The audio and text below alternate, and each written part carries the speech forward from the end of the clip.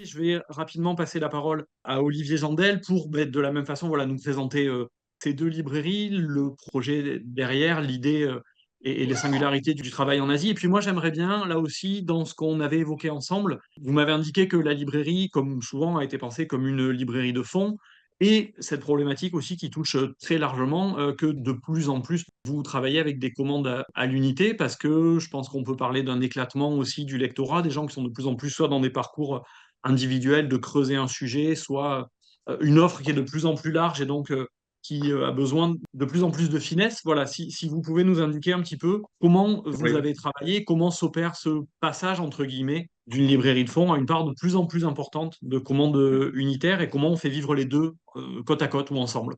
on a un lectorat, un bassin de clientèle non francophone très limité. Donc voilà, la librairie a 20 ans ici à Phnom Penh, où je me trouve, 17 ans à Bangkok. Moi, par appétence, j'aime les sciences humaines, je suis un grand lecteur, je dis davantage de sciences humaines que de fiction, par exemple. J'ai essayé de constituer un fonds à Bangkok, surtout, puisque le bassin de clientèle est un peu plus important. Un fonds en sciences humaines, philo, psychologie, économie, etc. En poche principalement, hein, chez les principaux éditeurs, Point, Payot, Folio Essai, etc. Et bon, j'ai abandonné parce que je me retrouvais avec des invendus, en fait, hein. Et en fait, bon, bah, je me faisais plaisir, mais d'un point de vue commercial, ce n'était pas très intéressant. Donc, je maintiens par contre la nouveauté, donc en grand format, contrairement au constat qui est fait. J'ai malgré tout quand même une clientèle un peu vieillissante, d'expatriés qui ont un peu de moyens et qui sont prêts à acheter des grands formats. Attention, hein, s'il ne s'agit pas d'un assortiment considérable, hein. Je prends, je sais pas, une trentaine de livres ou une quarantaine de livres sur le sujet. J'arrive à vendre la moitié de cet assortiment peut-être, hein.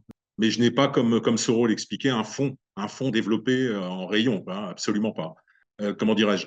La thématique, le classement, il est fait aussi bien au Cambodge qu'en Thaïlande à partir de grandes thématiques majeures de la librairie, c'est-à-dire un fonds asiatique et un fonds sur la France. Donc, il y a France, Asie, et ces deux fonds ont des sous-catégories avec les sciences humaines, la littérature, les livres pratiques, etc., etc. C'est des deux grands pôles, on va dire, hein. Et un pôle jeunesse, bien sûr, jeunesse et BD. Alors, on a trois grands pôles dans nos librairies. Voilà, on regroupe les livres selon ces grandes thématiques. Et les sciences humaines font partie soit du fonds France, soit du fonds Asie. Et c'est évidemment les sciences humaines concernant notre région du monde, la Thaïlande, l'Asie du Sud-Est, qui marchent le mieux, hein. C'est-à-dire que les gens sont prêts à acheter des livres d'histoire, de développement personnel, liés au bouddhisme notamment. Je pense que Soro partagera aussi certainement cette orientation. La religion dans nos contrées, elle est importante. Et elle a d'ailleurs influencé une forme de développement personnel, hein. Le bouddhisme, il est finalement, quand on y regarde attentivement, à l'origine de beaucoup d'expressions de ce développement dit personnel, hein. C'est un peu une lecture profane de ces religions de la transcendance, hein, voilà.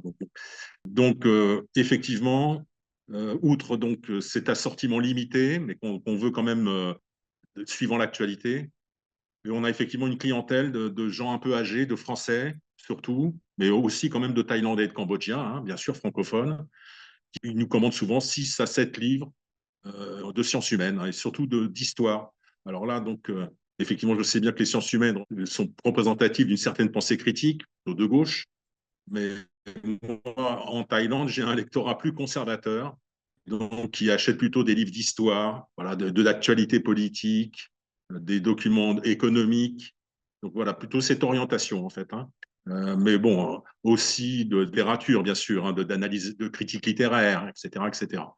Donc bon, pour vous donner un exemple, ma vendeuse avait constitué un fonds de couverture de livres. Malheureusement, j'ai pas pu vous l'envoyer. On a vendu 180 livres, on va dire en sciences humaines, compris au sens large, en 2 mois. Donc, vous voyez, ce n'est pas très important, mais ce n'est pas insignifiant non plus. C'est quand même pas si mal pour un bassin de clientèle. Je vous rappelle que, contrairement à l'Italie, où se trouve Marie-Ève, ou en Afrique francophone, où est Soro, et bien sûr ma consoeur qui est en Espagne, je crois, hein, aussi.